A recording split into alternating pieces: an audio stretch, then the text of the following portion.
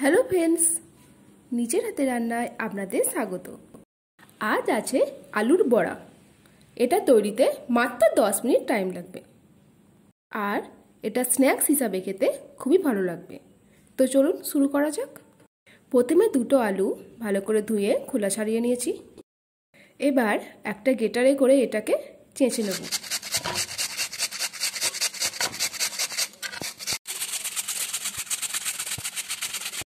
এখন এতে দেব 1 চামচ আদা বাটা, 1 চামচ হলুদ গুঁড়ো, অল্প লঙ্কা গুঁড়ো আর অল্প লবণ। সাথে দিচ্ছি 1 চামচ 5 ফোড়ন আর 1 চামচ জিরে গুঁড়ো।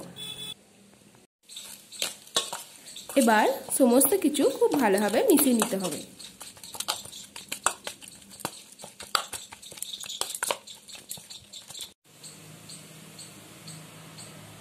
এখানে 1 কাপ বেসন নিয়েছি,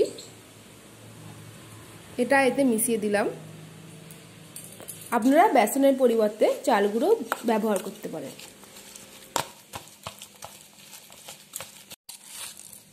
মাখাটা ঠিক এরকম হবে, এর মধ্যে কিন্তু কোনো জল দেওয়া যাবে না।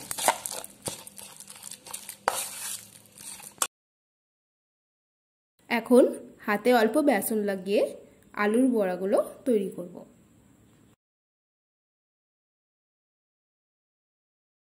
দেখুন, ঠিক এইভাবে তৈরি করতে হবে। সবগুলো তৈরি হয়ে গেছে। এর ওপর থেকে আমি কিছুটা বেসন ছড়িয়ে দিলাম, এতে তুলতে সুবিধা হবে। কড়াইতে তেল গরম করতে দিয়েছি। এবার বড়াগুলো একে একে দিয়ে দেব। খেয়াল রাখতে হবে এই সময় গ্যাসটা যেন মিডিয়াম ফ্লেমে থাকে। বড়াগুলো তৈরিতে খুবই কম সময় লাগে আর খেতে খুবই মুচমুচে হয়, তাই আলুর বড়া বাড়িতে অবশ্যই একবার ট্রাই করবেন।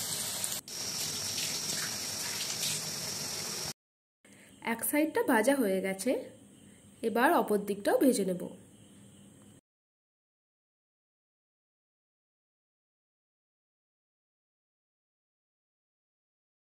বড়াগুলো হয়ে এসেছে, এবার এগুলোকে তুলে নেব।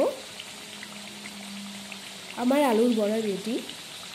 তো রেসিপিটি সবার সাথে অবশ্যই শেয়ার করবেন আর আমার চ্যানেলকে অবশ্যই সাবস্ক্রাইব করবেন। Thank you.